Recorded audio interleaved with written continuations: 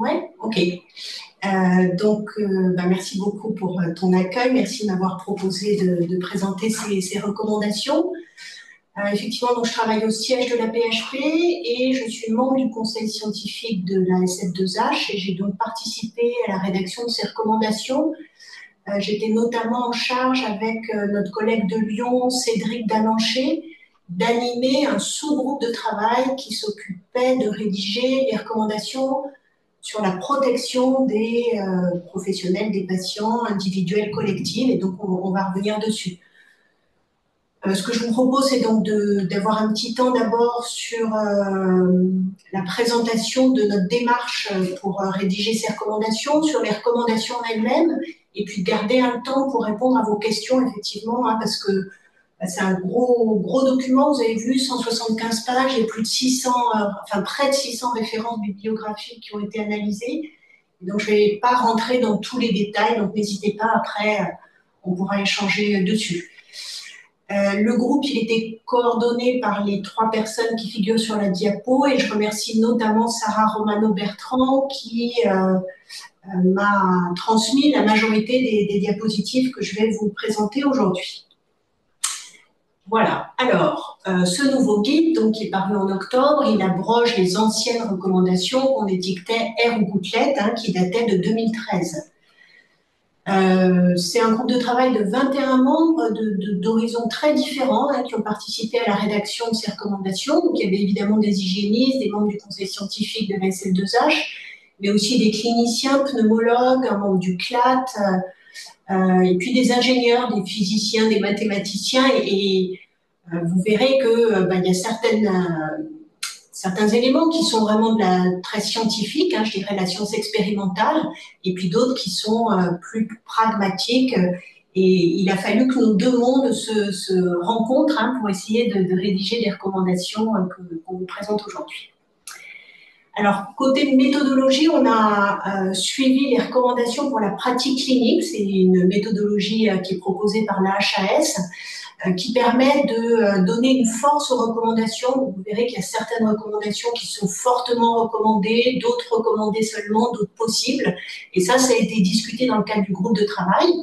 Et puis, habituellement, la HAS recommande de mettre un niveau de preuve, 1, 2 ou 3, selon qu'on trouve des références bibliographiques plus ou moins solides pour étayer ces recommandations. Et là, vous verrez qu'il n'y a pas ce niveau de preuve parce que finalement, on a très peu de références bibliographiques qui permettent de grader ces recommandations. Donc, c'est de l'avis d'experts. On a lu beaucoup d'articles, hein, comme vous le verrez, mais les recommandations, finalement, elles tiennent plus du bon sens, je dirais, l'adaptation pratique à tout ce qu'on a pu étudier. Alors, on s'est donné comme mission de répondre à ces différentes questions. Donc, déjà, il y avait toute une partie sur le comportement physique des particules exhalées par un sujet infecté, avec la notion de continuum sur laquelle on va revenir. Une question sur est-ce qu'on peut quantifier le nombre, la taille des particules qui atteignent leurs cellules cibles dans une situation donnée, donc des questions très complexes. Hein. Quels sont les facteurs physiologiques et infectieux qui influencent la transmission des agents pathogènes respiratoires? On va revenir dessus. Et puis plusieurs questions sur la prévention, que ce soit la prévention en mesures collectives, des mesures organisationnelles, mesures individuelles. Et puis est-ce qu'en période épidémique, il y a des spécificités à mettre en place? Voilà, et donc oui, tout ça, ça aboutit à la rédaction de 34 recommandations. Vous verrez qu'il y en a 11 qui concernent la ventilation des locaux et notamment les prérequis techniques et puis un rappel de la réglementation et du code du travail. 4 recommandations concernent des prérequis sur les masques et puis les autres recommandations concernent plus précisément les précautions complémentaires respiratoires, 7 générales, 3 sur la tuberculose, 1 sur les BMR, 7 sur des recommandations spécifiques aux périodes épidémiques et puis 1 sur vaccination et immunoprophylaxie. Donc, première diapo sur laquelle je vais passer un peu de temps parce qu'elle me paraît importante pour comprendre en fait la complexité de à quoi on s'attaque quand on veut prévenir la transmission respiratoire. Le premier postulat dont on est parti, hein, c'est que la dichotomie air-gouttelette qui jusqu'ici nous guidait dans la mise en place des mesures de prévention, Finalement, on s'est aperçu pendant le Covid que c'était trop simpliste et qu'il n'y avait pas d'une part des grosses gouttelettes qui retombaient au pied de la personne infectée et d'autres qui traversaient la pièce dans l'air. Même s'il y a ça existe, mais on voit qu'il y a un continuum, on va revenir dessus, hein, entre ces grosses gouttelettes et les petites microscopiques gouttelettes qui vont rester en suspension dans l'air. Et finalement, il y a différents critères qui interviennent dans le risque de transmission respiratoire au-delà de cette dichotomie à gouttelettes. Il y a déjà le pathogène et son épidémiologie. Quelles sont les cibles cellulaires du pathogène? Est-ce que c'est la muqueuse ORL ou au contraire les alvéoles pulmonaires? Quel est son degré de transmissibilité? Est-ce qu'il survit dans l'environnement, sur les surfaces, dans l'air? Quelle est la dose infectante? Quel est le taux de reproduction de l'infection? Son taux d'attaque? Est-ce que c'est un agent pathogène qu'on connaît ou non? À ce moment-là, on rentre dans le REB.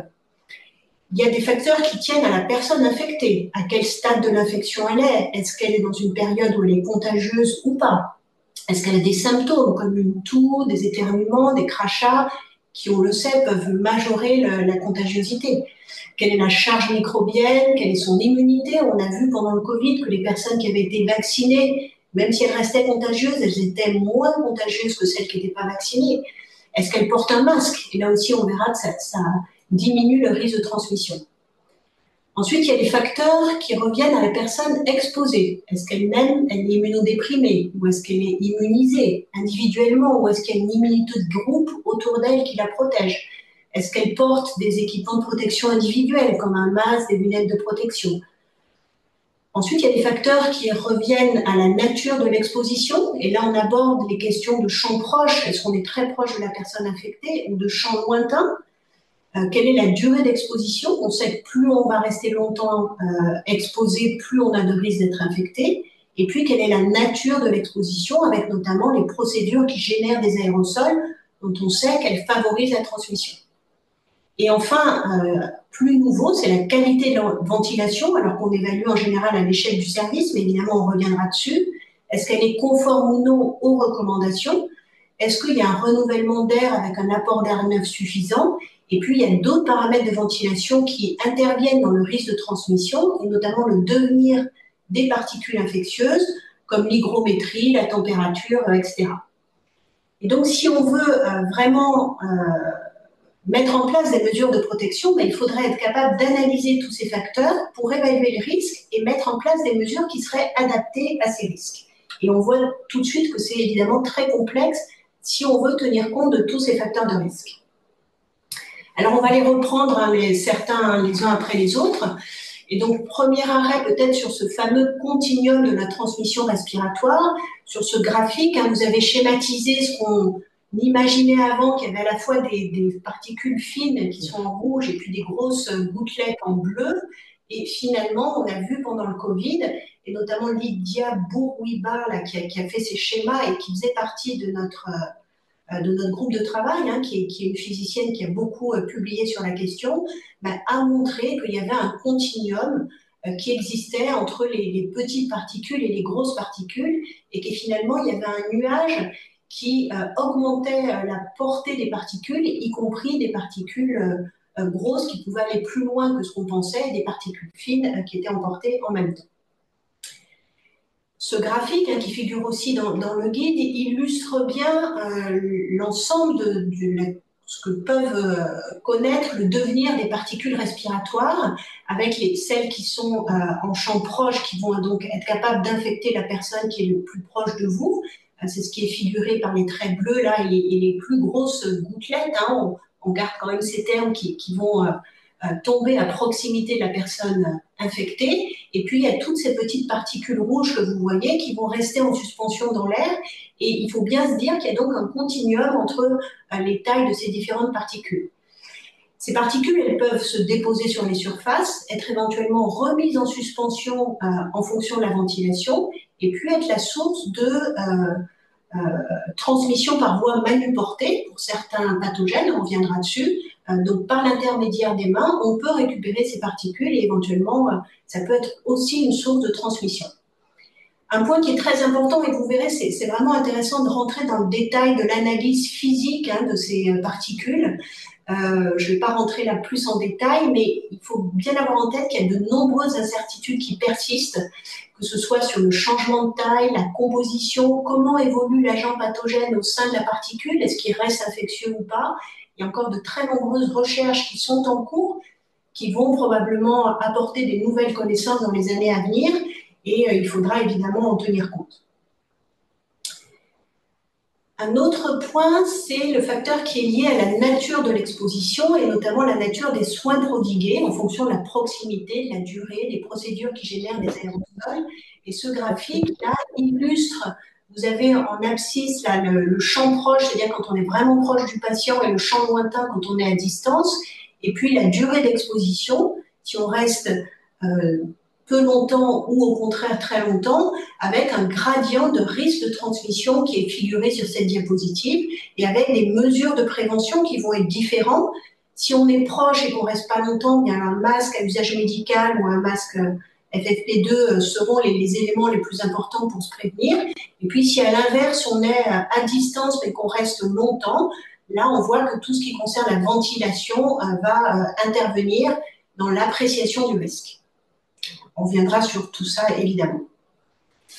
Alors, autre point, autre facteur qui intervient dans le risque de transmission, c'est tout ce qui concerne le pathogène et l'infection.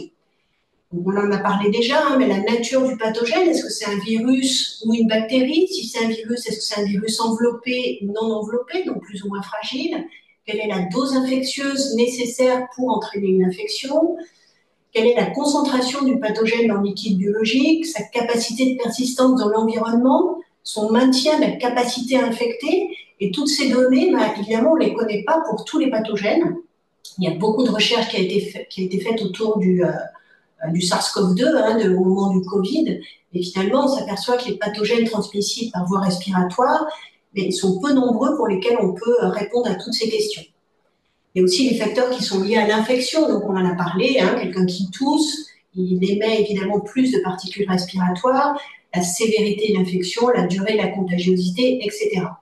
Donc finalement, on a analysé tous les micro-organismes qu'on prenait en compte pour ce risque en les classant en fonction des caractéristiques suivantes. Donc la biopersistance, on a essayé d'apprécier par son maintien d'infectiosité dans l'environnement, sa transmissibilité, donc appréciée par les caractéristiques épidémiologiques, un taux de reproduction, etc. Et puis la dangerosité, gravité, appréciée par la mortalité, les risques de séquelles, le fait qu'il existe ou non un traitement, un vaccin. Et tout ça a permis de classer les micro-organismes en 3 groupes, A, B ou C, en fonction de ces caractéristiques. Et on met à part le groupe REB qui concerne vraiment des pathogènes très particuliers. Alors, vous verrez qu'il y a plusieurs tableaux dans le guide, notamment ce tableau numéro 7, un exemple de classification en fonction des 3 critères dont je vous parlais. Si on prend le premier qui est l'agent de la coqueluche, Bordetella pertussis, on voit qu'on a regardé la persistance environnementale, sa transmissibilité, sa dangerosité, et finalement, criticité, on l'a classé dans le groupe A. Et vous voyez qu'ensuite, pathogène par pathogène, je ne vais évidemment pas rentrer dans le détail, mais ils ont été classés en groupe A, B ou C. Le tableau de droite montre les différents groupes et les pathogènes qui sont dans ces différents groupes. Vous n'allez pas être très perturbé. Catégorie A, c'est ce qu'on classait auparavant dans les germes à transmission gouttelette. Donc, normalement, je ne devrais plus prononcer ces mots de R et gouttelette, mais on sait bien qu'il va falloir un certain temps pour modifier notre façon de parler, et donc vous m'entendrez parler de R et gouttelette. Donc schématiquement, catégorie A, ce sont les bactéries. Si on prend un exemple, c'est le méningocoque qui se transmet par gouttelette, le streptocoque, et puis les virus comme le SARS-CoV-2, la grippe, le rhinovirus, etc. Le groupe B, c'est les anciens micro-organismes qui se transmettaient par voie aérienne, donc la tuberculose sensible, le virus de la varicelle et puis le virus de la rougeole. On a mis en catégorie C en raison du risque de séquelles, de mortalité et des difficultés thérapeutiques, la tuberculose multirésistante aux antibiotiques. Et puis, dans le REB, il y a le SARS-CoV-1 et le MERS coronavirus, et puis Yersinia pestis, et puis surtout tout agent infectieux émergent qui risque de venir dans les années à venir. et qu'on ne connaît peut-être pas encore. Alors, je laisse les pathogènes pour maintenant aborder les facteurs qui sont liés à la ventilation. Alors, premier point important, c'est un rappel sur les principes généraux de la ventilation et la réglementation. En fait, c'est des notions qu'on connaissait pas vraiment, en tout cas moi, je les connaissais pas vraiment avant d'aborder ce groupe de travail. Et finalement, le code du travail, et on l'a vu aussi pendant le Covid, hein, il y a déjà des critères réglementaires qui sont applicables aussi dans les hôpitaux et qui permettent d'avoir une ventilation suffisante, c'est-à-dire renouveler l'air local de façon suffisante, avec le code du travail qui définit des débits minimums d'apport d'air neuf par personne. Et finalement, si on le traduit en volumeur, hein, normalement, le code du travail demande que chaque pièce ait un taux de renouvellement d'air de 2 volumeurs au minimum. C'est vraiment le minimum qu'on devrait obtenir. Et une façon indirecte, on pourra revenir dessus, hein, il y a beaucoup de façons d'apprécier l'efficacité de la ventilation d'un local. Normalement, c'est les services techniques qui sont en charge de ça. Ils ont des débitmètres, alors moi je suis pas spécialiste, hein, mais ils ont des appareils pour mesurer ça. Une façon indirecte, c'est de mesurer le taux de CO2 par des appareils donc, qui mesurent ces taux de CO2. Et finalement, ce qu'on a vu, c'est que si on s'en tient au code du travail qui est un renouvellement horaire de 2 volumeurs, on devrait obtenir un taux de CO2 de 1300 ppm dans une pièce, ce qui correspond, donc on a mis des correspondances en fonction de mètres cubes par heure, de litres par seconde. Il y a différentes unités de mesure de cette ventilation. Mais donc, la mesure du taux de CO2 est une possibilité avec un capteur de CO2. Il y a d'ailleurs des conseils, hein, si on veut avoir un appareil de mesure du CO2 qui sont donnés dans le guide page 77. Et puis, un autre point qui est important, c'est par exemple, si on a un taux de renouvellement horaire de 2 volumeurs, il faut savoir si on veut éliminer 90% des particules dans la pièce, il faudra un peu plus d'une heure, 69 minutes. Donc on voit que ça finalement, c'est assez rapide. Hein, alors évidemment, la personne infectée, elle émet en permanence des particules infectieuses, mais on voit que finalement, c'est possible de ventiler assez efficacement un local. Alors peut-être des petites particularités qu'il faut bien avoir en tête sur les capteurs de CO2, parce que vous savez que pendant le Covid, il y a eu une mode, entre guillemets, enfin, voilà, d'acheter des capteurs de CO2, et il y a un certain nombre de notions qu'il faut bien avoir en tête. La mesure du CO2, elle dépend évidemment du nombre de personnes présentes dans la pièce, parce que c'est elles qui émettent le CO2, et donc elle ne va être reproductible que pour un nombre identique de personnes. Et si on se met dans une chambre de malade, par exemple, ça devrait être mesuré avec une personne dans la chambre, si c'est une chambre individuelle évidemment, et pas avec 10 personnes dans la chambre, puisque forcément ça va fausser la mesure. Ensuite, un autre point important, c'est que le capteur de CO2, il ne permet pas de mesurer la quantité de particules respiratoires infectieuses en suspension, ça n'a rien à voir. C'est une mesure indirecte de l'efficacité de l'apport d'air neuf et de la dilution dans la pièce des particules émises. Mais le CO2, il faut savoir qu'il n'est pas éliminé par dépôt, contrairement aux particules infectieuses qui vont se déposer, se sédimenter. Il n'est pas filtré. Donc, les particules, elles vont être filtrées par les systèmes de traitement d'air. Et puis, il est émis par toute personne de manière indifférenciée, qu'elle soit infectée ou non. Et donc, ça ne reflète pas la durée d'infectiosité des particules infectieuses. Bon, on pourra revenir dessus, mais c'est des notions qui me semblent importantes à avoir en tête. Alors ensuite, un petit mot sur les mesures palliatives, parce que finalement, c'est sur le graphique de gauche, la ventilation, donc elle est basée sur un apport d'air extérieur, d'air neuf. Si elle fonctionne, c'est très bien. Si elle ne fonctionne pas, on va regarder si on peut améliorer la ventilation mécanique, la VMC, et donc renouveler le traitement d'air. Si ce n'est pas possible, on a toujours la possibilité d'ouvrir les fenêtres.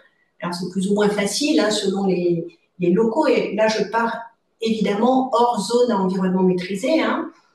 Mais donc il y a toujours cette possibilité d'ouvrir les fenêtres. Si ce n'est pas possible, on peut essayer d'améliorer la qualité de filtration du traitement d'air dans le bâtiment, ce n'est pas toujours possible. Et ensuite, si vraiment on est dans une situation où on a besoin d'avoir un air renouvelé et filtré, il y a la possibilité de mettre un purificateur d'air, ce sont les appareils mobiles de traitement d'air que vous connaissez tous. Et il y a tout un chapitre dans le document qui permet d'évaluer, d'avoir des critères pour rédiger un cahier des charges et puis analyser les différents éléments, parce qu'on sait que mettre un appareil de traitement d'air comme ça, c'est pas anodin. On a montré, dans certaines équipes, on montrait que ça pouvait au contraire déséquilibrer la ventilation de la pièce et être finalement plus néfaste que positif. Et donc, il y a un certain nombre de critères qui sont donnés sur lesquels on peut s'appuyer pour faire cette analyse de risque. Ensuite, parmi les facteurs analysés, ce sont ce qui concerne les mesures individuelles de prévention et notamment tout ce qui concerne les masques à usage médical et les appareils de protection respiratoire ou FFP2. Et donc là, il y a toute une analyse qui a été faite, déjà pour rappeler les normes, les caractéristiques de ces masques et de ces APR, et aussi pour évaluer les résultats des études expérimentales et des études épidémiologiques. Alors d'abord, les études expérimentales, elles sont extrêmement nombreuses. Il y a eu des dizaines, voire des centaines probablement d'études qui ont été publiées, notamment au moment du Covid, pour évaluer les capacités de filtration à la fois des APR et des masques chirurgicaux. Ce qu'on peut dire, je vais peut-être commencer par la fin du paragraphe, c'est que les deux masques sont efficaces pour limiter la transmission et notamment quand ils sont portés par la personne infectée. Il y a beaucoup d'études qui montrent qu'ils diminuent le risque d'émission de particules infectieuses. Rien de nouveau, on le savait. Deuxième chose, c'est que ces études expérimentales, globalement, quand on a fait la synthèse, elles montrent une efficacité supérieure des APR, FFP2, par rapport aux masques à usage médical, aux masques chirurgicaux. Là aussi, on s'y attend, c'est normal, puisque vous le savez, les APR, ils sont conçus avec un matériau qui filtre de façon beaucoup plus efficacement qu'un masque chirurgical. Ils sont aussi beaucoup plus étanches sur le visage. Donc, il est tout à fait normal que toutes les études expérimentales montrent une supériorité du FFP2 par rapport au masque à usage médical. Et enfin, les études insistent et montrent aussi l'importance du bon ajustement au niveau du visage des deux masques, que ce soit le masque chirurgical ou le masque APR, et qui va améliorer l'efficacité de ces masques. Donc, côté études expérimentales, je dirais rien qui soit inattendu. Quand on regarde par contre les quelques études, il y en a eu quand même plusieurs qui ont été rédigées qui ont évalué les caractéristiques épidémiologiques des deux masques. En fait, ces études ne montrent pas de supériorité du masque FFP2 par rapport au masque à usage médical pour différentes raisons. D'abord parce qu'elles sont souvent de mauvaise qualité avec de nombreux biais et il est très difficile d'en tirer vraiment des conclusions fiables. Ensuite, on sait bien qu'un masque FFP2, pour le porter correctement pendant longtemps, c'est difficile en fait, et que donc de comparer les deux types de port de masque chirurgical ou FFP2, forcément, on prend en compte aussi la façon dont la personne supporte le masque FFP2, et vous savez que quand une personne écarte le masque pour respirer parce que c'est finalement inconfortable de porter longtemps un masque FFP2, finalement, on va perdre tout l'intérêt du masque FFP2 par rapport au masque à usage médical. Donc, ces études, en fait, elles sont très complexes. Si on voulait avoir des études de très bonne qualité, c'est très complexe de les mener. Et en tout cas, aucune ne montre une supériorité. Et finalement, les auteurs s'accordent pour rationaliser l'usage des masques FFP2 à des situations qui sont considérées comme vraiment à risque, plutôt qu'un port large et fréquent du masque FFP2. On pourra revenir évidemment sur tout ça. Donc après ce préambule qui explique un peu les facteurs qu'on a pris en compte pour rédiger les recommandations, on va rentrer dans vraiment l'analyse plus directe des recommandations portées dans ce guide. Donc il y a d'abord 11 recommandations de R2 à R11 qui rappellent les prérequis techniques et la réglementation et le code du travail. Alors ça commence à R2 parce que la R1 c'est une recommandation qui nous tient à cœur et qu'on essaye vraiment de mettre à chaque fois qu'on rédige des recommandations, si ça s'y prête évidemment, c'est que idéalement il faut des chambres individuelles, il faudrait des chambres individuelles dans les hôpitaux pour tous les patients, les résidents, quel que soit leur statut infectieux, parce que c'est vrai que vouloir prévenir une transmission respiratoire pour ce qui nous concerne aujourd'hui, mais même une transmission à contact en chambre d'hôte, c'est toujours beaucoup plus compliqué, mais je suis sûre que vous êtes déjà convaincus. Alors après, celles qui concernent les recommandations qui concernent plus la ventilation en elle-même, Déjà, c'est l'idée qu'il faudrait que chaque pièce ait une ventilation mécanique avec un renouvellement d'air suffisant. Il faudrait que les services techniques vérifient les paramètres de ventilation et soient capables de s'assurer que la ventilation est effectivement efficace. Et puis qu'il y ait des fenêtres qui puissent être ouvertes, justement pour pallier au moment où la ventilation n'est pas optimale, encore une fois, hors zone environnement maîtrisée et aussi dans le respect de la sécurité, hein, parce qu'il y a tous les risques liés à la défenestration qui doivent être aussi pris en compte. La R5 qui est un peu une des recommandations un peu pivot, hein, sur lesquelles on va encore s'appuyer plus tard, c'est qu'il est rappelé donc, que les débits minimums à respecter doivent être conformes au code du travail, et comme je vous le rappelais, donc ils sont de 2 volumes-heure, et en pratique, ça veut dire que ces débits doivent permettre d'obtenir un taux de CO2 de moins de 1300 ppm.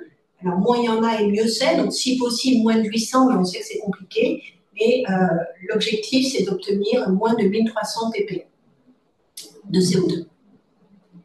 Toujours dans ces recommandations sur la ventilation, si on s'aperçoit que ce n'est pas conforme, il faut être en mesure d'apporter des mesures correctives. Donc, ça peut être des travaux pour améliorer la ventilation, ça peut être la mise en place d'une jauge. Si on s'aperçoit que dans une salle de staff, on ne peut pas éliminer plus de CO2 quand il y a 6 personnes, on va mettre une jauge à 6 personnes,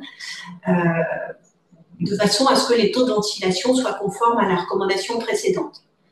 On recommande de faire une cartographie de la ventilation effective des locaux, c'est-à-dire que les services techniques se préoccupent de savoir si effectivement les ventilations fonctionnent. Alors, ça va être fait à l'échelle d'un service ou d'un bâtiment, hein, on ne va pas faire pièce par pièce, ce serait vraiment dantesque, je dirais, comme travail, mais en général, les systèmes de ventilation, ils sont communs à un bâtiment ou à un étage, et donc les services techniques peuvent évaluer l'efficacité de la ventilation à cette échelle-là, et un peu comme on met une cartographie du réseau d'eau chaude sanitaire, il faudrait qu'on ait une idée de la ventilation dans tous les hôpitaux, que s'il y a des modifications de pièces, de ventilation, on mette à jour régulièrement cette cartographie, qu'on fasse une maintenance régulière, annuelle, hein, normalement tout ça c'est réglementaire, du système de traitement de la ventilation. Et puis si on fait le choix de mettre en place un appareil mobile de traitement d'air, il faut analyser les risques, tenir compte de plusieurs critères dont je vous ai parlé tout à l'heure, et faire le choix à ce moment-là de traitement d'air qui utilise des filtres à particules à très haute densité, de façon à ce qu'ils soient efficaces.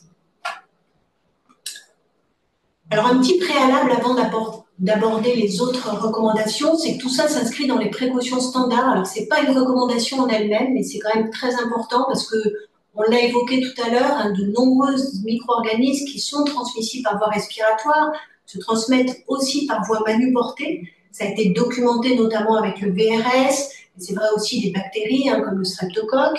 Et donc, l'application des précautions standards, elle doit être rigoureuse dans le cadre de ces précautions complémentaires respiratoires. Il faut évidemment que les précautions standards soient rigoureusement appliquées, notamment ce qui concerne la désinfection des mains par friction hydroalcoolique. Dans les indications classiques, il faut éviter de toucher les muqueuses, yeux, nez, bouche avec des mains contaminées. Donc tout ça, on le sait, hein, c'est important de le rappeler. Le port de gants, ils doivent être portés uniquement lorsqu'ils sont indiqués. Le côté désinfection des surfaces et du matériel partagé, on a vu que ça pouvait être un relais des particules infectieuses qui se déposent sur le matériel, donc ça doit être rigoureux. Des lunettes de protection dans le cadre des indications des précautions standards. La muqueuse oculaire peut être une porte d'entrée des pathogènes transmissibles par voie respiratoire. Et puis le masque à usage médical pour toute personne qui a des symptômes respiratoires supposés d'origine infectieuse. Et puis bon, je ne vais pas défiler toutes les précautions standards, vous les connaissez, mais c'est vraiment important d'insister dessus.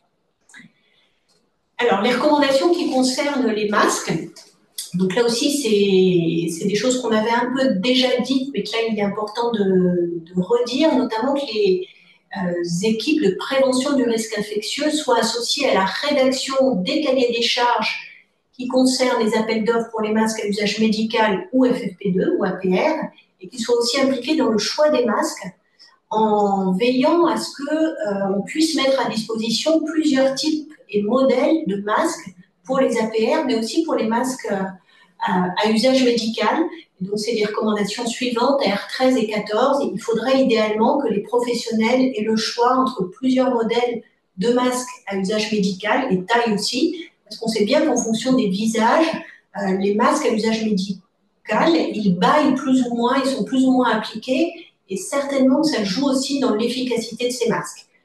C'est plus classique pour les masques APR de type FFP2, hein, je ne reviens pas dessus, avec l'importance de former au fit check pour les APR et au bon port et bon retrait de port de masque, que ce soit usage médical ou APR. Rien de très nouveau là-dessus. Ensuite, si on rentre dans les précautions complémentaires respiratoires en elles-mêmes, donc qui vont encore une fois s'appliquer en complément des précautions standards concernant l'hygiène respiratoire, l'hygiène des mains, la protection oculaire,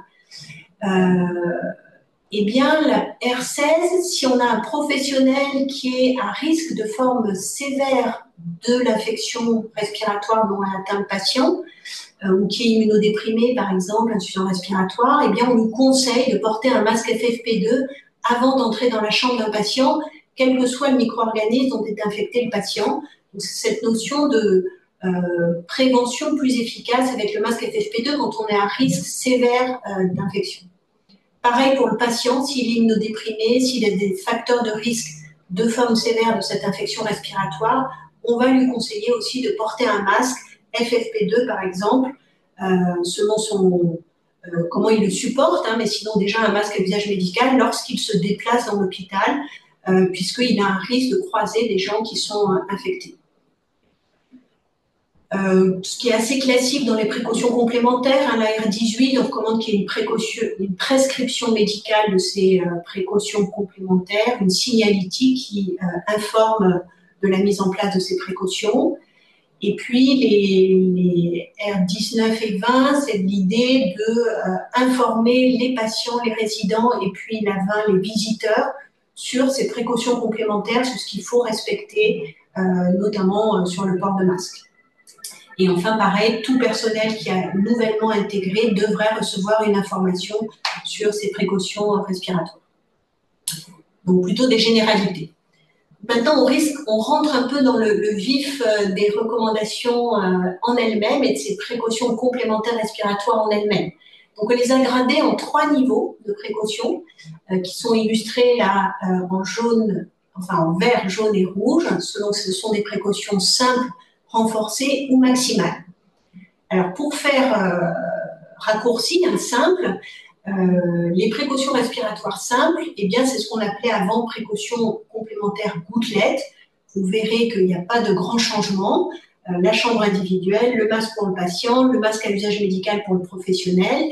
Ce qui est un petit peu nouveau, c'est ce qui ne figurait pas forcément dans les recommandations précédentes, c'est que lorsqu'on entre dans la chambre du patient, s'il est en capacité de le faire, qu'il le supporte, on lui demande de porter un masque à usage médical. On sait qu'on va d'autant réduire le risque de transmission à ce moment-là.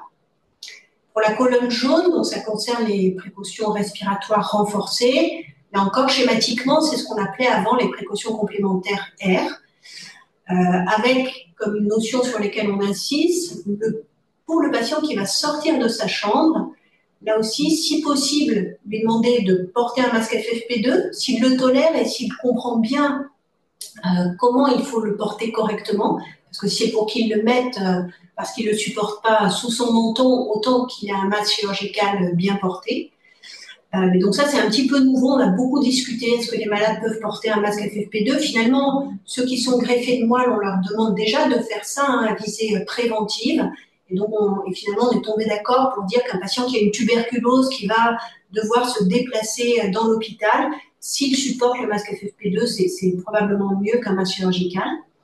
Et puis, côté renouvellement d'air, on va essayer d'avoir idéalement un renouvellement d'air de 6 volumeurs. Donc là aussi, on sait bien que ce n'est pas le cas dans beaucoup de chambres de nos patients, mais à ce moment-là, il y a la notion d'aération régulière de la chambre, de l'ouverture des fenêtres possibles pour améliorer la ventilation de ces locaux. Et donc ça va concerner les germes qui sont du groupe B, on va revenir dessus, et donc schématiquement tuberculose, rougeole et varicelle. Et puis la colonne rouge, les précautions respiratoires maximales, ça va concerner les tuberculoses XDR, hein, ça correspond à nos germes de classe C. Finalement, c'est la même chose que les précautions renforcées, auxquelles on essaye d'ajouter la chambre à pression négative et à défaut de mettre une ventilation additionnelle suppléante, un système mobile de traitement d'air. Et ça, on voit pour les tuberculoses XDR, on essaye vraiment d'améliorer la ventilation. Et là, on vise un taux de CO2 de 800 ppm pour assurer une ventilation plus efficace. Ensuite, on rentre dans la partie analyse des risques. Donc, vous vous souvenez de ma première diapositive dans laquelle j'essayais de montrer tous les facteurs, enfin, j'ai identifié tous les facteurs qui sont susceptibles d'entrer en compte dans la transmission. Et notre idée, donc, c'était de pouvoir adapter un peu les précautions que je viens de vous montrer en fonction des risques. Donc, il y a déjà les facteurs qui sont liés à la personne exposée. En fait, ça, c'est les recommandations précédentes. Si on est immunodéprimé, on va mettre un masque FFP2 plus tôt pour se protéger. Donc, déjà, on tient compte d'un de ces facteurs-là. Ensuite, il y a les facteurs qui sont liés aux micro-organismes. Et donc, c'est le tableau de gauche avec la classification des micro-organismes en catégorie A, B ou C, en sachant que déjà, je mets un petit warning. Catégorie A, vous avez à la fois des bactéries et des virus, et on sait, c'est souligné en rouge ici, hein, vous verrez en bas du tableau, que les bactéries, la catégorie A, elles sont moins susceptibles de persister dans l'air que les virus. Hein. Pour le coup, elles se comportent plus comme ce qu'on appelait gouttelettes avant, et il faut avoir ça en tête dans l'analyse de risque.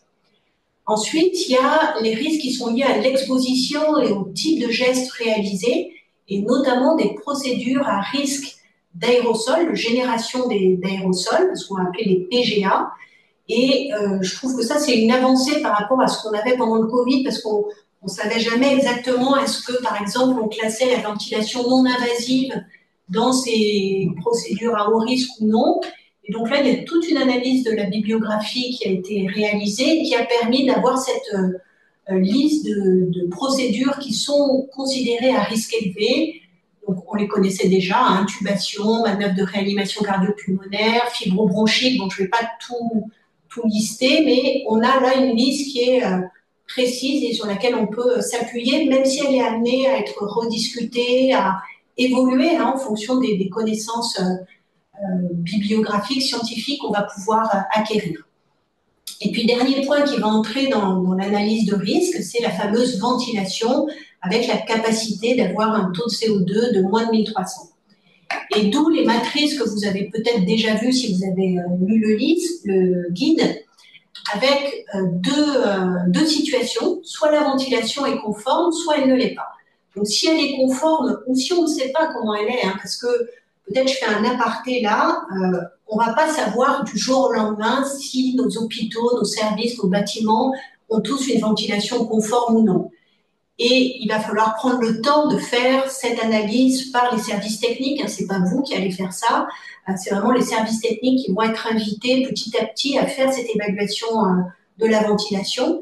Et en attendant, soit vous savez que dans votre hôpital, vous connaissez vos hôpitaux, hein, vous savez qu'il y a un service, par exemple, de médecine dans lequel vous avez eu beaucoup de clusters Covid, malgré une application rigoureuse des précautions, vous avez l'impression que vous n'y arrivez pas, qu'il y a à chaque fois des transmissions respiratoires.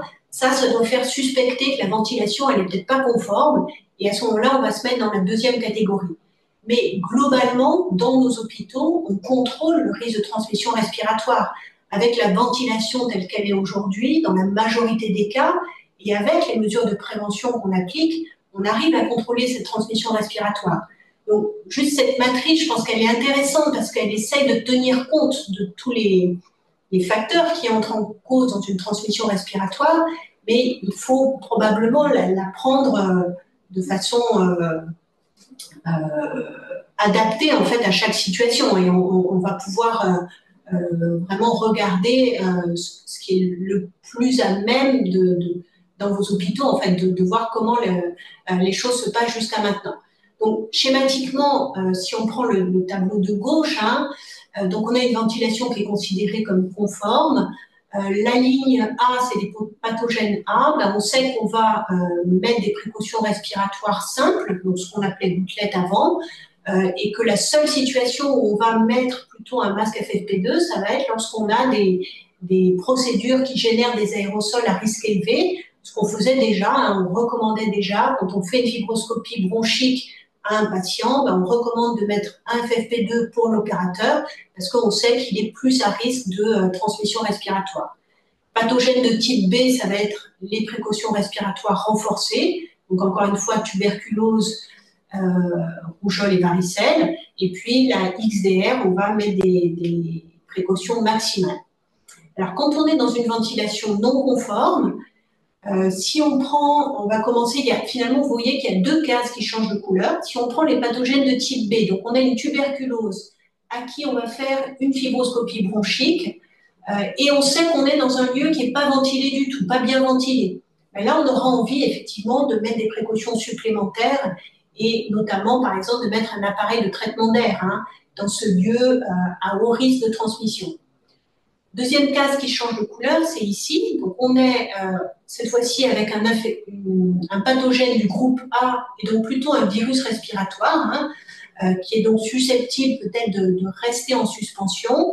On sait qu'on a une ventilation qui est pas correcte dans ce service, et donc là, on aura beaucoup plus facilement une indication à mettre des masques FFP2 aérés régulièrement, à demander encore une fois que le patient porte un masque. Donc, s'il le porte, on est déjà très rassuré. Mais si on cumule un patient qui ne porte pas de masque, qui n'est pas en capacité de porter un masque, un soin qui va être assez long et rapproché, plus un système de traitement d'air, un système de ventilation qu'on sait inefficace, ben là, on aura tendance à mettre des précautions plus importantes. Bon, on pourra revenir dessus, évidemment.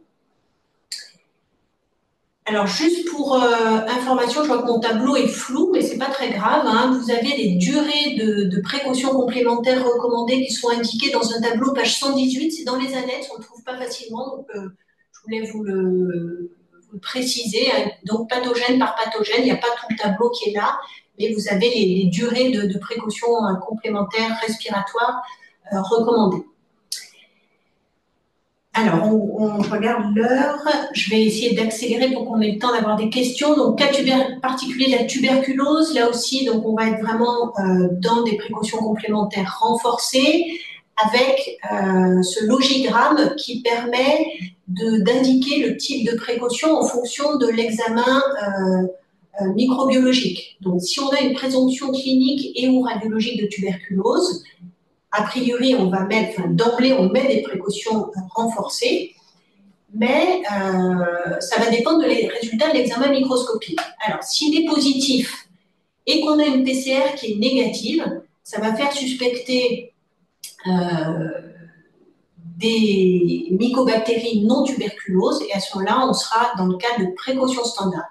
En revanche, si on a un examen microscopique positif et une PCR positive, on mettra en place les précautions respiratoires renforcées. Jusqu'ici, rien d'étonnant. Si on est dans une situation avec examen microscopique négatif et que la PCR est positive, là aussi, pas de problème, précautions respiratoires renforcées.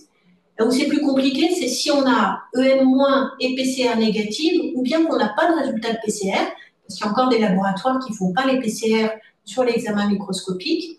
Et bien là, on va regarder quelle est la présomption. Si on y croit assez, enfin plutôt que le clinicien croit assez au diagnostic de tuberculose pour mettre en place un traitement présomptif, à ce moment-là, il faut mettre des précautions respiratoires. En revanche, s'il n'y a pas de traitement, les précautions standards suffisent. Donc ça, finalement, c'est pas très différent de ce qui était recommandé dans le Haut Conseil de santé publique, les différents textes précédents, mais disons que là, c'est plus formalisé. Et puis, il y a la question de la durée minimale des précautions respiratoires chez quelqu'un qui est traité pour une tuberculose. Eh bien, elle doit être au minimum de 14 jours et elle peut être prolongée, notamment jusqu'à 30 jours ou plus, s'il y a des excavations, une charge bacillaire initiale très élevée et des lésions étendues. Et là, je ne vais pas rentrer dans le détail de ce logigramme aussi, mais vous verrez qu'au bout de 14 jours, en fait, on recommande d'évaluer la situation, est-ce que le malade va mieux, etc., pour savoir si on prolonge ou non les précautions respiratoires, avec ici le cas particulier de la tuberculose XDR, pour lequel on attendra des cultures négatives de prélèvements respiratoires pour lever les précautions.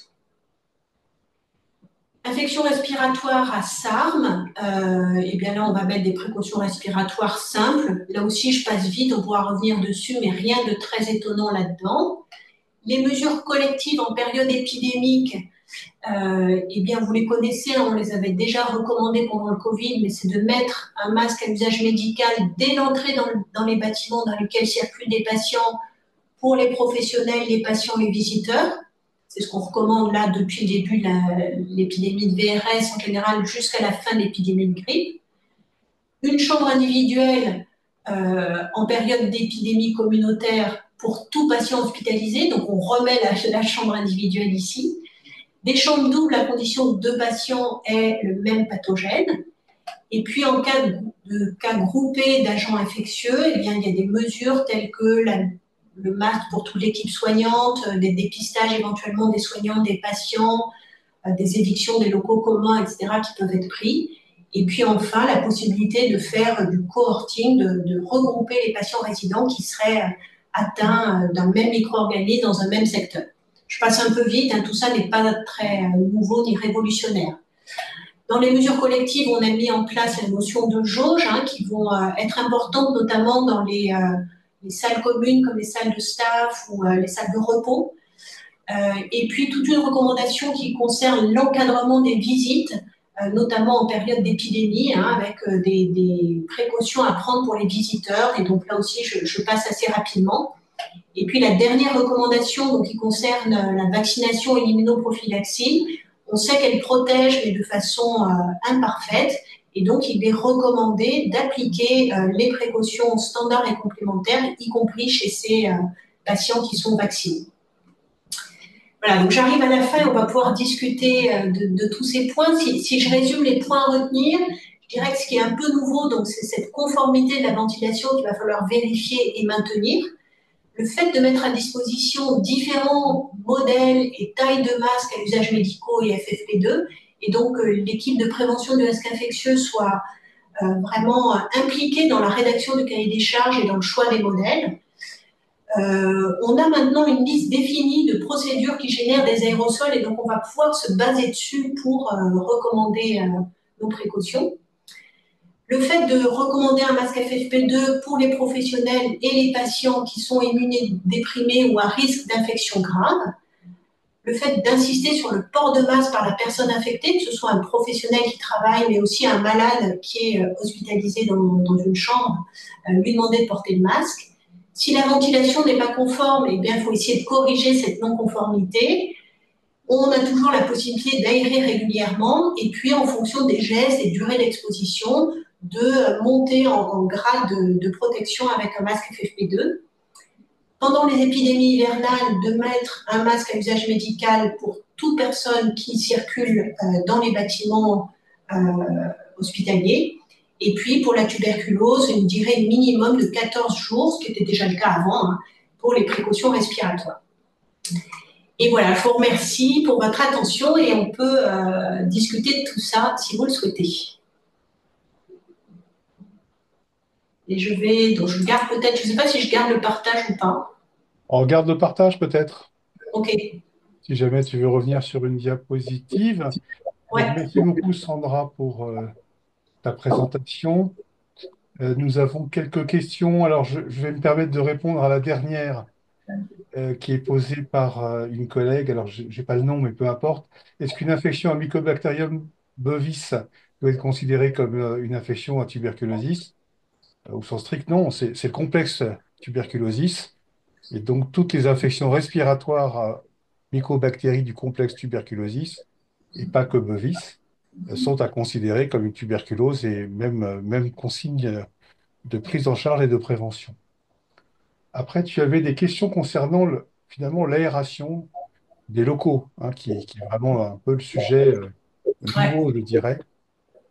Et donc, la question était, est-ce qu'une ouverture de fenêtre à oscillo battante est suffisante? Je pense que tu peux répondre. Ah, oui, de toute façon, on sait bien qu'on ne peut pas ouvrir très largement. Et donc, tout flux d'air, tout apport d'air neuf, en fait, va permettre de renouveler l'air Alors, c'est pas très précis, on ne sait pas en combien de temps on va renouveler l'air, mais oui, dès qu'on ouvre une fenêtre, on va apporter de l'air neuf dans la pièce. Je pense que c'est exactement ce que j'aurais répondu aussi. Alors c'est vrai qu'il faudrait dans l'idéal pouvoir évaluer le temps de renouvellement d'air, mais je dirais dans une chambre dite conventionnelle, c'est un très bon moyen sécuritaire en plus par rapport au risque de défenestration que tu as évoqué, d'aérer les locaux. Euh, Ensuite, il y avait des questions sur la grande hauteur des bâtiments. C'est des collègues de l'IGR. On connaît bien ce bâtiment, nous, en Île-de-France, effectivement. Et le risque, effectivement, tel que présenté, était la balance bénéfice-risque entre aspergillose invasive et nécessité d'aérer les locaux, en sachant que, effectivement, ils ont beaucoup de travaux autour de gros bâtiments, gare de RER, je crois. Et donc, bah, c'est une analyse de risque. Qu'est-ce que tu peux répondre à ça aussi? Bah, je pense que le risque aspergillaire, hein, il est effectivement très important pour les patients d'onco-hématologie. Donc moi, je privilégierais ce risque. Encore une fois, là, nos patients, finalement, c'est relativement rare qu'ils s'infectent avec un pathogène respiratoire, par exemple grippe ou Covid, à condition qu'ils soient à chambre individuelle, que les gens mettent des masques, etc. C'est déjà des précautions qui sont efficaces. Donc je privilégierais le risque aspergillaire et je ne pense pas qu'il faille surinvestir le risque lié à la ventilation. Donc en l'occurrence, je pense que le risque aspergillaire prédomine. Tout à fait. Après, il y avait des questions sur finalement le timing que tu as déjà évoqué. Est-ce que les établissements passant la certification en 2025 doivent avoir mis en œuvre ces nouvelles recos? Je pense que tu peux également Non, là-dessus. non, ça va se faire petit à petit. Hein. On sait bien, c'est impossible de faire cette évaluation très rapidement. Je pense qu'il y a une transition qui va être nécessaire, qui va prendre certainement plusieurs années. Hein. Il faut, parce que déjà pour nous, il faut qu'on se les approprie.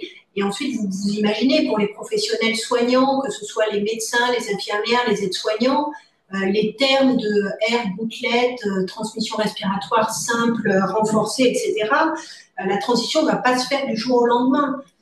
Nous, par exemple, c'est un exemple, hein, on a fait le choix de mettre respiratoire simple gouttelette, c'est-à-dire qu'on garde les deux termes en disant que petit à petit, peut-être le respiratoire simple va passer dans les habitudes, mais moi je pense que ça va prendre des années. Et en fait, si on voulait abandonner ces termes de gouttelette et air, c'est plus parce qu'ils évoquaient effectivement des modes de vie, je dirais, des particules respiratoires, on l'a vu, qui sont trop simplistes. Donc, mais en revanche, nous, dans nos logiciels de prescription, par exemple, bah, c'est précautions complémentaires, gouttelette ou air, on ne va pas changer ça du jour au lendemain. Donc, voilà, je pense qu'il faut être raisonnable, tendre vers, mais je ne pense pas que la certification évalue ça. Tout à fait d'accord. Après, il y a pas mal de questions par rapport aux locaux. Alors, il y en a plusieurs exemples qui sont difficilement ventilables. Alors, il y a les chambres en psychiatrie qui peuvent poser effectivement des problèmes majeurs de sécurité des personnes prises en charge. Et puis, la célèbre question habituelle de notre collègue Christine Laurence qui concerne les urgences, avec souvent des box qui sont fermées. Ouais. Ouais, bah, aux urgences, je pense vraiment que c'est des endroits où il faut porter le masque facilement. Hein. Si le patient peut, il faut lui demander de porter un masque. Et puis après, il est recommandé d'aérer. On le sait bien, après une rougeole, enfin une tuberculose, hein, on conseille d'aérer les box. Il faut faire au mieux. Hein.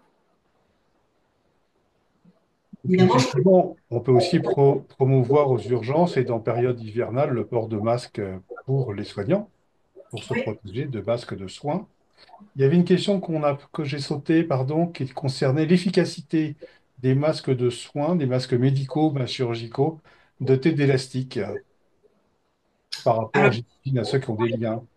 alors c'est vrai que les liens, ils permettent vraiment de plaquer le masque au visage. Hein. Pour le coup, la notion de forme, de taille est moins prégnant puisqu'on arrive bien à appliquer le masque. Par contre, ils sont plus difficiles, le lien peut glisser, peut se défaire. Enfin bon, donc c'est des usages qui sont un peu différents. Autant en chirurgie, je pense qu'il y a plus facilement des masques à lien. les masques à élastique, ils sont efficaces. Hein, c'est eux qui sont le plus souvent étudiés dans les études et ils sont efficaces aussi, même s'ils sont moins impliqués sur le visage. Et ça rejoint aussi notre idée d'avoir plusieurs tailles de masques, y compris des masques à usage médical.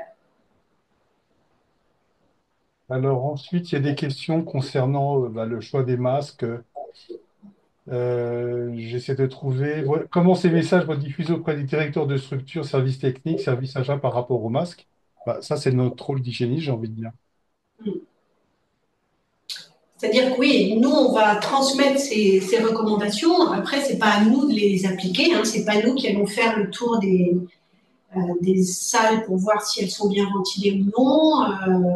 Par contre, par exemple, pour la rédaction du cahier des charges, ben, c'est à nous de nous rapprocher des personnes qui sont en charge de ce cahier des charges pour leur transmettre ce guide et effectivement le faire prendre en compte. Il se trouve que nous, notre marché des masques, il va être effectivement renouvelé en 2025, donc on s'est empressé de transmettre ces recommandations qui vont être incluses dans le cahier des charges. Après, est-ce qu'on aura différents types de masques? Ça, c'est encore autre chose, hein, mais au moins on essaye. Au moins on essaye.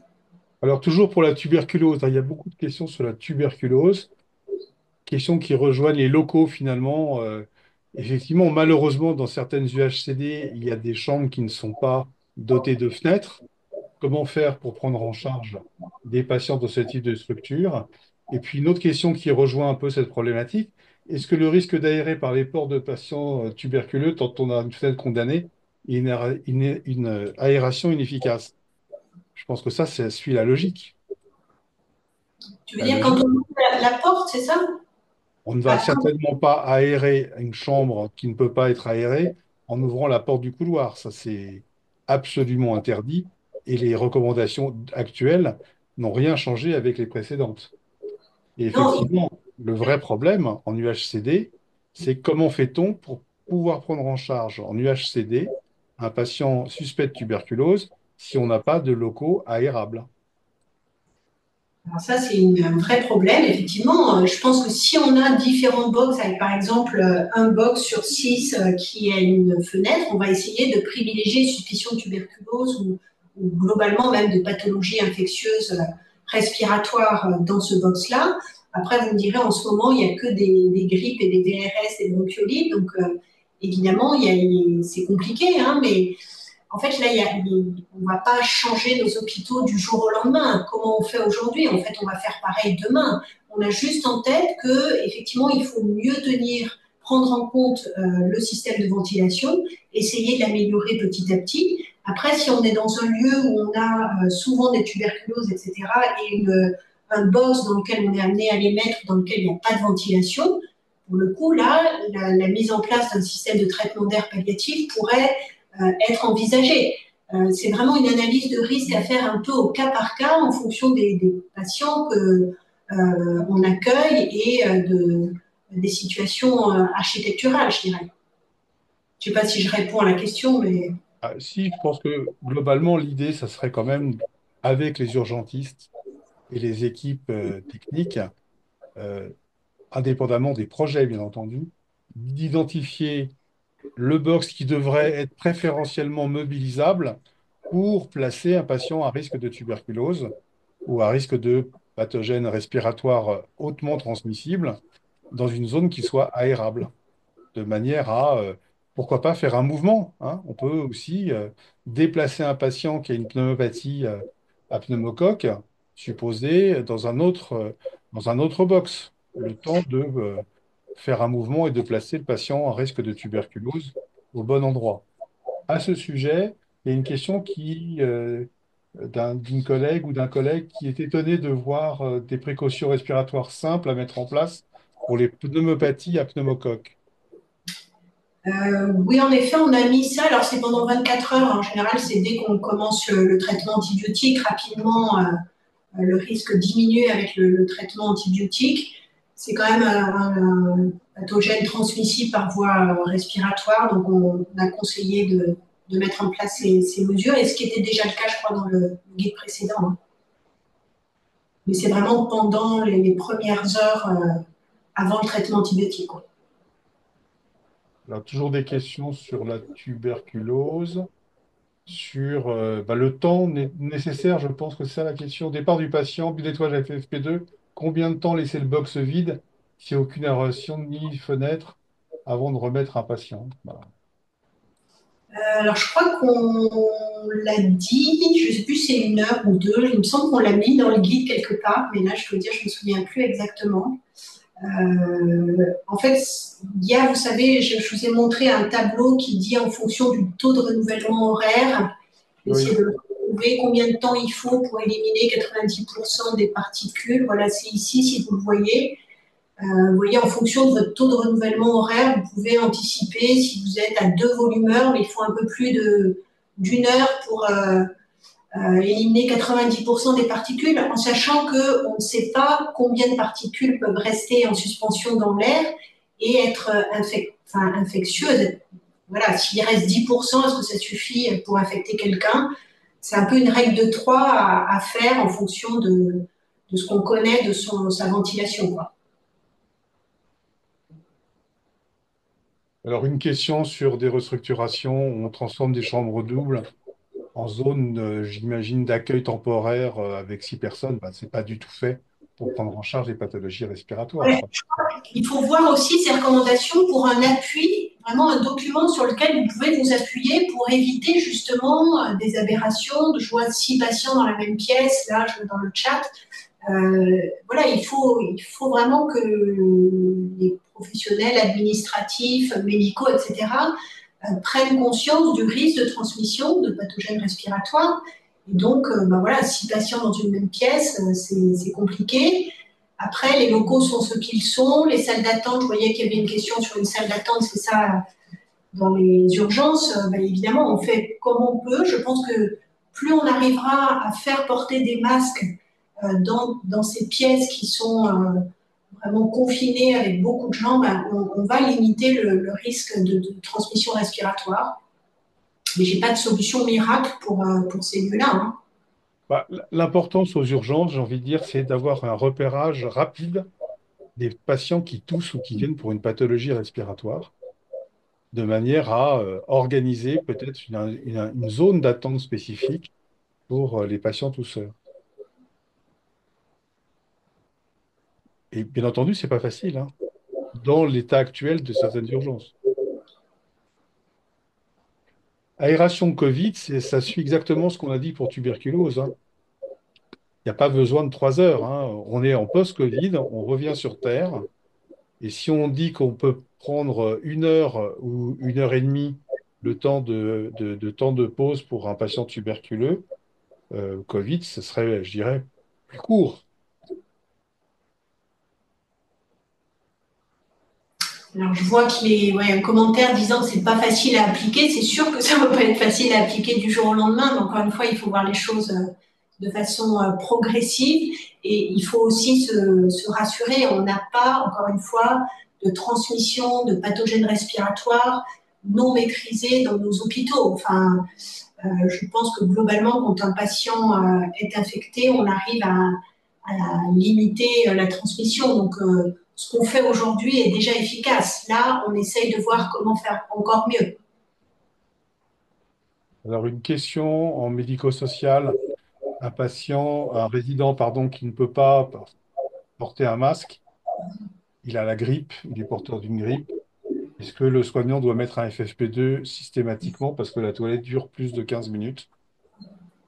Donc, moi, j'aurais tendance à dire non. Après, je pense que cette matrice, il faut la voir de façon, encore une fois, un peu symbolique, hein. On ne peut pas résumer tous les risques dans un graphique comme ça. Après, si le professionnel, lui, se sent plus à l'aise de mettre un masque FFP2 et mieux protégé, je pense que c'est possible.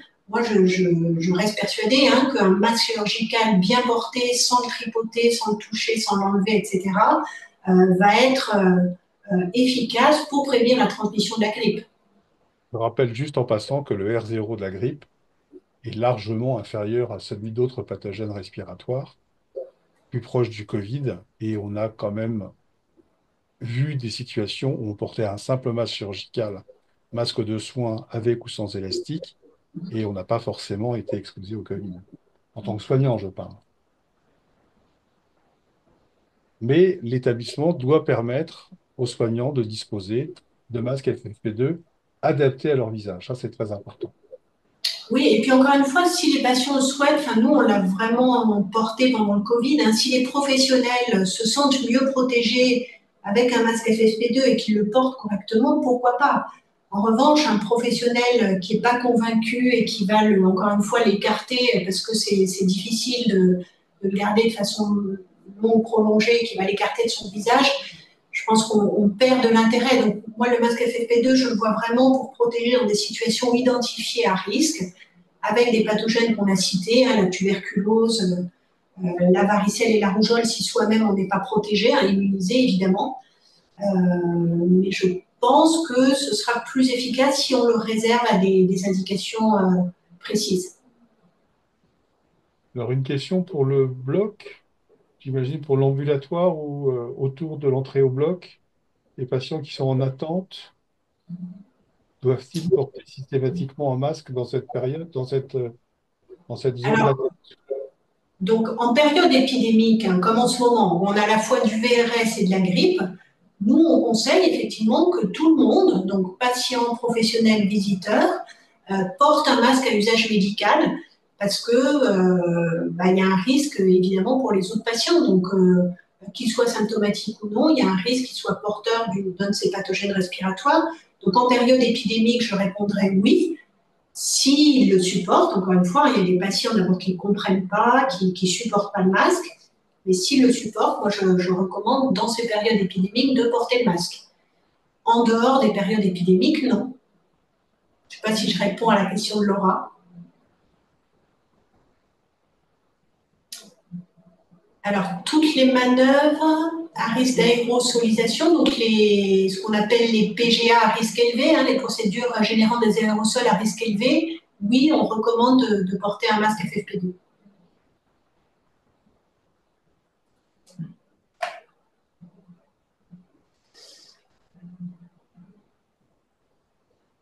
Christine, c'est compliqué en SSPI, oui, c'est sûr, c'est compliqué. Encore une fois, on fait au mieux. C'est sûr qu'un patient qui dort, qui va se réveiller, ça va être compliqué, c'est sûr.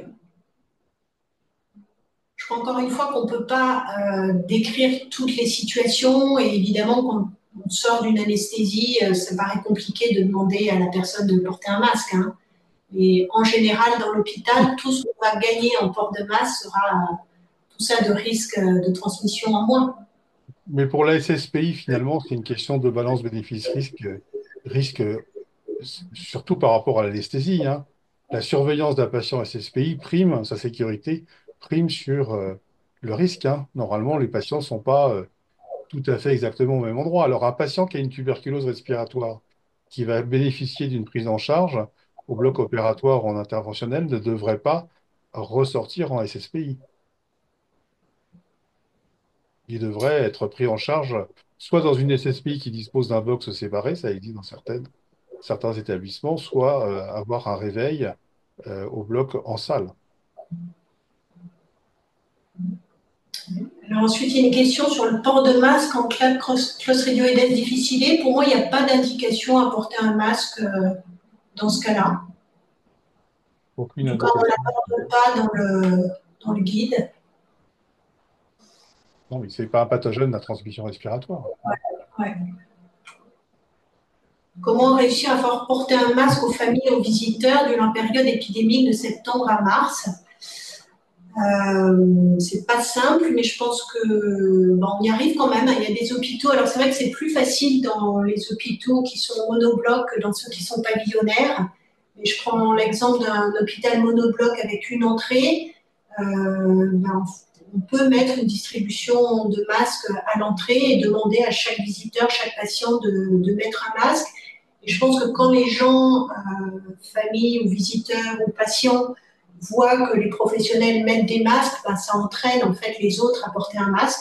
Alors je suis d'accord avec vous, c'est pas facile, hein, nous on le recommande et on est loin de réussir à le faire porter très largement, mais là aussi c'est des habitudes qui vont se prendre peut-être d'année en année et qui sont peut-être maintenant plus faciles à appliquer qu'avant le Covid. Alors, je me permets de répondre à la question complémentaire sur Clostridium. Alors, Clostridium peut sporuler, comme d'autres bactéries. C'est une façon de survivre dans l'environnement. En revanche, les spores de Clostridium difficile ne sont pas aérosolisés. Enfin, je suis désolé, elles sont déposées par nos mains si on n'a pas une hygiène des mains ou par les mains du résident ou du patient sur certaines surfaces, mais pour les c'est pas facile à dire, réaérosoliser, c'est pas simple. Sinon, on aurait des épidémies, mais catastrophiques. Oui, oui, c'est pas une transmission respiratoire, hein, c'est vraiment manuporté, donc c'est vraiment Oui, les oui, mains. non, non, mais Voilà. après, tu vois, il y a le fantasme des sports qui circulent dans l'air avec le bioterrorisme. Bon, Ouais. non, Une chose, c'est très compliqué. C'est très compliqué de fabriquer une arme aérosolisée avec des spores bactériennes. Heureusement prise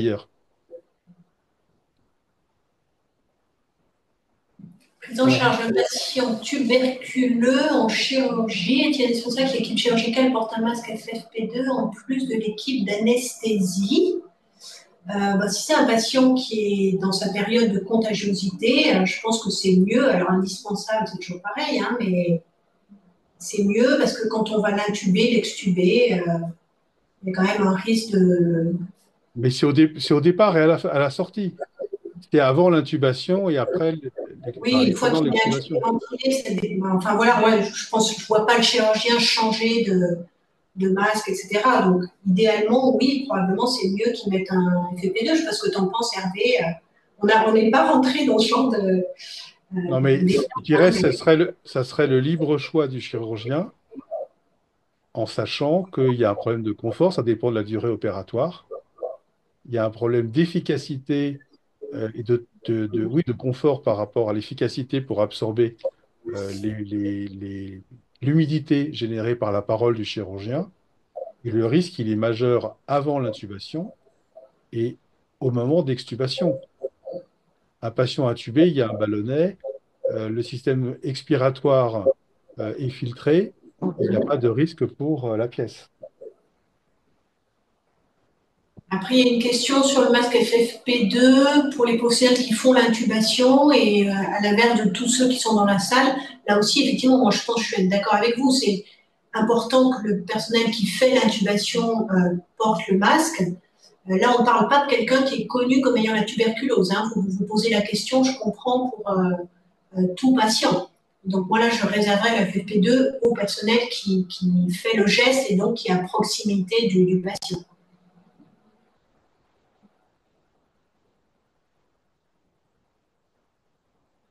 Bon, j'ai l'impression que les questions Est-ce qu'on a épuisé les questions? arrivent. Je ne sais pas s'il y a d'autres questions ou commentaires. N'hésitez pas, hein. En même temps, ils ont leur dose là. Les anesthésistes sont récalcitrants à porter des FFP2. Après, encore une fois, moi je suis persuadée que le masque chirurgical déjà protège. Hein. Je pense qu'il faut expliquer que dans des situations particulièrement à risque, le FFP2 les protégera mieux. Mais encore une fois, s'ils préfèrent porter un masque chirurgical, ben, c'est leur appréciation du risque qui entre en cause. Vous voyez, ça va dans les deux sens. Soit un professionnel se sent bien mieux protégé avec un FFP2, très bien. Soit, une fois qu'on a expliqué, il préfère mettre un masque chirurgical, très bien aussi. Quoi. Je pense qu'il faut expliquer les risques et les contraintes qui sont liées au port de masque FFP2. Et puis, d'une manière générale, si ça nous permettait d'expliquer aux anesthésistes réanimateurs et aux IAD que le port du masque chirurgical, ça s'appelle un bon port de masque chirurgical, et que celui-ci ne doit pas être manipulé, porté en bavette, sous le cou, sous le menton ou sous le nez, ça serait déjà formidable.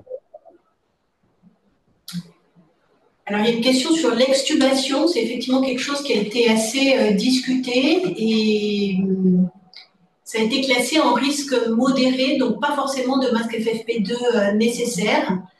Parce que, alors moi j'en ai discuté, j'étais un peu étonnée de ça, et apparemment la littérature montre que c'est tellement court comme geste que le risque de transmission est faible. Là encore, ça va dépendre de. Là, on parle un peu du tout venant. Si on sait qu'un patient de toute façon, par exemple, a une tuberculose, ben là, on va évidemment recommander le FFP2. Et il faut essayer d'analyser les différents risques.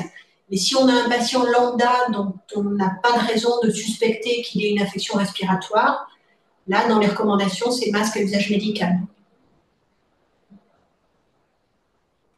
Est-ce que Christine, tu peux préciser dans les cas d'ARC?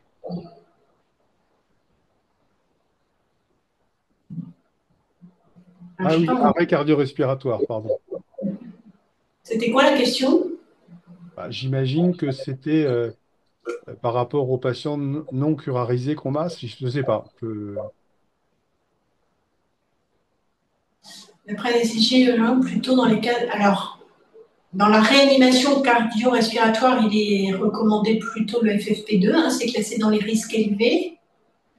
Est-ce que les tutelles ont envoyé des courriers pour sensibiliser les directeurs pour réévaluer le système de ventilation chambre par chambre?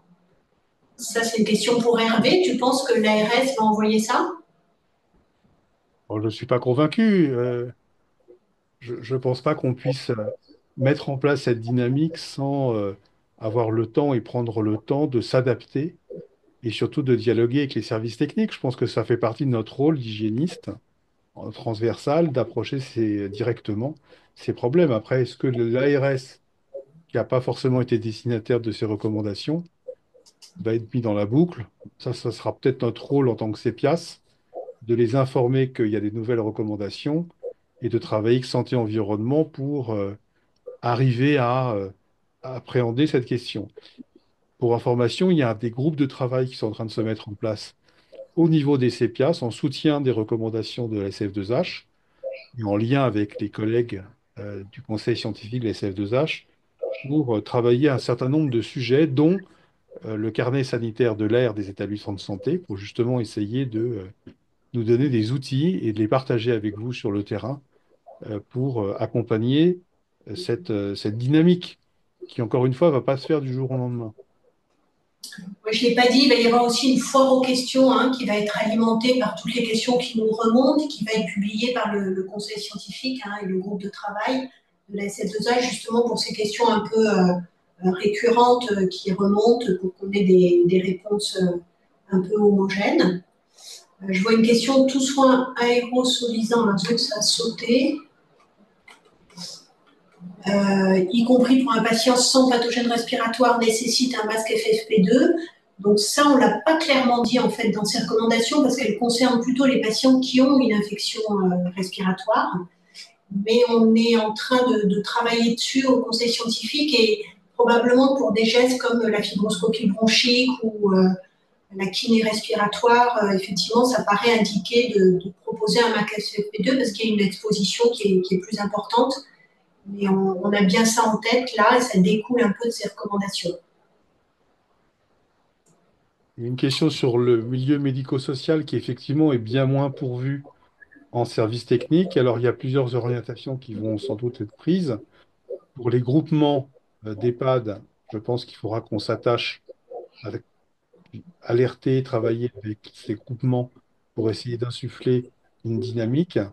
Et après, je pense que typiquement, l'ARS Santé Environnement a une lettre de mission qui est déjà établie sur la qualité de l'air dans les établissements recevant du public pour, je pense, échéance 2027 ou 28, je ne sais plus. Enfin, ça va devenir du réglementaire. Ne nous mettons pas à la place des directions des établissements de santé ou des médico-sociaux. Comme ça a été rappelé par Sandra, il y a des obligations réglementaires de ventilation des locaux qui seront de plus en plus regardées et évaluées par les autorités. Alors, il y a une question sur la chirurgie rapide où il y a 6 patients dans une chambre double en dehors de période épidémique. Moi, là, je ne recommanderais pas de porter un masque. Déjà, si on y arrive pendant les périodes d'épidémie, je pense que ce sera bien, sauf si évidemment un des patients avait une infection. Qu'est-ce qu'il y a devant une suspicion clinique de tuberculose? Que faut-il porter comme masque? Donc là, on est vraiment dans la présomption, la suspicion de tuberculose. On recommande des précautions renforcées, donc masque FFP2. tant qu'on n'a pas les résultats des examens et qu'on ne sait pas si on va mettre ou non en route un traitement antituberculeux. Si on suspecte une tuberculose, il faut mettre un masque FFP2, chambre individuelle évidemment. D'autres communications seront prévues sur le sujet. Alors ces pièces, j'en sais rien. En tout cas, je vous dis, la SF2H effectivement va faire cette foire aux questions, peut-être faire un diaporama commenté. C'est des projets et probablement, s'il y a de nombreuses questions, on donnera des précisions supplémentaires et ensuite c'est éventuellement amené à évoluer en fonction des connaissances scientifiques qui vont probablement se compléter au fur et à mesure. Dans tous les cas, la FAQ est un moyen important de faire remonter les questions. Sachez que les questions du chat seront partagées avec les collègues de la SF2H, hein. C'est une démarche collective avec tous les CEPIAS. Et donc, n'hésitez pas aussi à revenir vers nous, hein. On est là pour ça, la structure d'appui, pour essayer d'accompagner la démarche, indépendamment du groupe de travail ou des différents groupes de travail du réseau national des CEPIAS est en train de s'organiser pour prendre à bras le corps certains pans ou volets de ces recommandations pour les accompagner. Donc, il y avait une question sur l'oxygénothérapie à haut débit. Donc, je vous ai remis là le tableau entre ceux qui sont considérés comme un risque élevé et risque modéré. Et donc, la ventilation non invasive, elle est plutôt classée dans les risques modérés, donc pas de FFP2 systématique. Ça, c'est le résultat aussi de comparaison internationale, hein. Ouais. Clairement, l'oxygénothérapie à haut débit, y compris le petit flot, a été classée à risque modéré. Une question en lien avec les transmissions de ces nouvelles recommandations. Savez-vous si elles sont automatiquement incluses dans les programmes de formation des internes et du paramédical? Alors là aussi, ça va prendre du temps, hein. Je pense que tout ça, c'est assez nouveau. Il faut que tout le monde s'imprègne de ces recommandations. À moyen terme, oui, elles vont être incluses dans les programmes de formation, mais je pense que ça ne va pas être du jour au lendemain. Donc, les formations qui vont être faites là cette année, probablement qu'elles ne vont pas inclure encore ces recommandations. Les principes, ils restent finalement à peu près les mêmes, hein. Il n'y a pas de révolution. Je pense que nous, on a vraiment à mettre en route cette évaluation de la ventilation, plus les petits points que j'ai rappelés sur le choix des masques, etc. Sur le reste, finalement, il n'y a pas de révolution par rapport à ce qu'on appliquait déjà jusqu'à maintenant et qui finalement fonctionne. Je pense que ce qu'il faut avoir en tête, quoi, il me semble. Je pense qu'il y a un gros travail qu'on va devoir effectivement sur le terrain accompagner, c'est sur cette notion d'évaluation du risque en fonction des locaux. Je pense que tu as probablement bien insisté sur le fait qu'on ne va pas classifier chambre par chambre un établissement ou une résidence pour personnes âgées dépendantes, par exemple. C'est une approche globale qu'il faut commencer à faire et repérer si un service, effectivement, comme tu l'as souligné, hein, si on a connaissance de cas inattendus de transmission respiratoire dans un service de gériatrie aiguë, par exemple, bah, il faut se questionner, compte tenu de la difficulté à faire porter des masques en préventif par les patients qui pourraient avoir une pathologie respiratoire, en période hivernale ou pas, de se dire, bah, là, il faut peut-être qu'on travaille vraiment sur la ventilation et qu'on fasse attention à ce type de secteur. Donc, il y a, entre guillemets, une cartographie, pas forcément très fine à faire, mais une approche, en tout cas, de travail ensemble avec les services techniques, avec la direction, sans se mettre à la place des services techniques ou de la direction. Trop souvent, les hygiénistes veulent tout faire. On est là pour accompagner, pour sensibiliser, pour dialoguer avec les soignants sur quel type de masque, quelle attitude avoir, l'importance de repérer les patients à risque dès l'entrée à la porte de l'hôpital, essayer de résoudre les problèmes de salle des urgences, salles d'attente ou des zones d'attente par rapport au bloc, on l'a vu. Donc il y a un gros sujet de Et puis, travail avec le terrain à faire. il y a peut-être un point que je n'ai pas cité, hein, mais juste rappeler que ce qu'on recommande là, c'est la réglementation, c'est-à-dire que le code du travail, on devrait déjà évoluer dans des locaux ventilés à 2 volumeurs et qu'au-delà du risque infectieux qui existe certes, il y a aussi le risque lié à la pollution chimique, hein. On sait que dans les hôpitaux, il y a beaucoup de produits chimiques qui sont manipulés et je pense qu'on va gagner aussi en sécurité sur ce plan-là si on insiste pour avoir ces taux de ventilation corrects. Voilà, bah, écoute, je pense Je que te laisse peut-être répondre à la dernière question. Est-ce qu'on peut résumer ces recommandations point par point? Je pense que c'est juste impossible. peut-être ma dernière diapo quand même, hein, Oui, oui, elle résume les points qui me paraissent essentiels. Hein. mais pas au cas par cas, les points essentiels. Oui, bah oui, oui, parce que le cas par cas, c'est compliqué. Hein. Je crois que tout ce qui concerne la ventilation, sur le choix des modèles, la liste des procédures générant des aérosols, voilà, ça me semble l'essentiel de ces recos. Mais après, il faut pouvoir les lire en détail. Ça vaut le coup. Hein. C'est long et c'est intéressant, je vous assure.